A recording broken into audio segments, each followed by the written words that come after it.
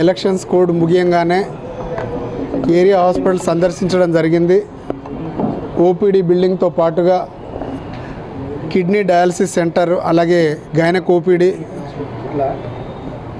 పాటుగా ఇక్కడ డిఐసి సెంటర్ను సందర్శించడం, ఇదే బిల్డింగ్లో డాక్టర్సు ప్రతి డిపార్ట్మెంట్ హెడ్స్తో పాటుగా ఒక మీటింగ్ ఒకటి కండక్ట్ చేయడం జరిగింది. ఆ మీటింగ్కి నేను కూడా అటెండ్ అయ్యి అందరూ ప్రొఫెసర్లకు, లెక్చరర్లకు, అసిస్టెంట్ ప్రొఫెసర్లందరికీ వాళ్ళకు సలహాలు, సూచనలు ఇవ్వడం జరిగింది. ఇప్పటి నుండి కలిసి పనిచేద్దాం, ఎటువంటి ఇబ్బందులు కలగకుండా హాస్పిటల్ని ఒక మంచి వాతావరణంలో ప్రజలకు ఇబ్బందులు కలగకుండా రోగులకు సరైన నిర్ణయం తీసుకుంటూ సరైన న్యాయం రోగులకు, పేద రోగులకు మనం సాయం చేద్దామని చెప్పేసి వాళ్ళకు సూచనలు ఇవ్వడం జరిగింది. అదేవిధంగా ఎలక్షన్స్ కోడ్ కంటే ముందు మన హెల్త్ మినిస్టర్ గారిని కలవడం, ఇక్కడ రోగులకు చాలామంది డయాలసిస్ యూనిట్ కావాలని నన్ను కోరడంతో వారిని అనేక పర్యాయాలు కలవడం జరిగింది.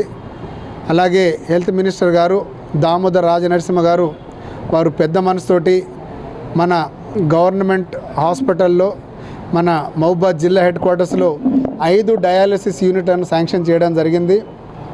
ఆ మెసేజ్తోనే ఇక్కడ హాస్పిటల్ సందర్శించి వాళ్ళకు సలహాలు, సూచనలు ఇచ్చుకుంటూ ఒక మంచి వాతావరణంలో ఈ 10 యూనిట్లు కూడా, ఎందుకంటే అక్కడ ఉన్నటువంటి రీనల్ యూనిట్ ఏదైతే ఉందో పాత రీనల్ యూనిట్ క్యాజువాలిటీకి దగ్గరగా ఉండడంతో అక్కడ ఇన్ఫెక్షన్ రేట్ ఎక్కువ ఉండి అక్కడకు డ్రైనేజ్ సిస్టమ్ సరిగ్గా లేకపోవడం చాలా ఇబ్బందిగా ఉంది అని చెప్పేసి దాన్ని మార్చి ఆ 5తో పాటు ఇంకొక 5 యూనిట్లను ఒక మంచి బిల్డింగ్లో పెడదామని చెప్పేసి ఇక్కడ రివ్యూ కొరకు రావడం జరిగింది.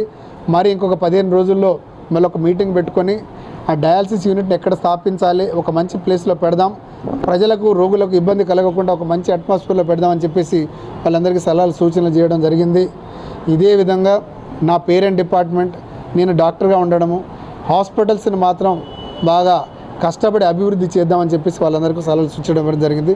వాళ్ళు కూడా చాలా పాజిటివ్గా ప్రతిరోజు టైంకి రావడం, డిసిప్లిన్ మెయింటైన్ చేయాలని చెప్పడం, అలాగే రోగులకు ఇబ్బంది కలగకుండా వాళ్ళను చాలా జాగ్రత్తగా చూసుకోవాలని చెప్పేసి వాళ్ళకి సలహాలు, సూచనలు ఇవ్వడం జరిగింది.